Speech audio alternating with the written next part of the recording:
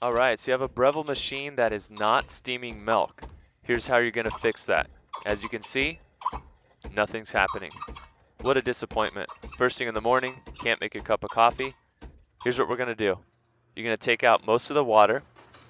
You're gonna add in some distilled white vinegar.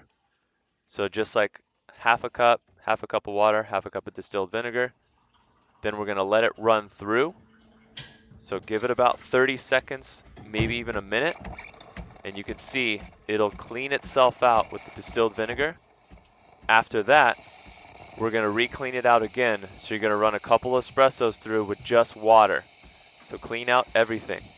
Dump the water, dump the distilled vinegar, rinse it, then run a couple espressos through with just water.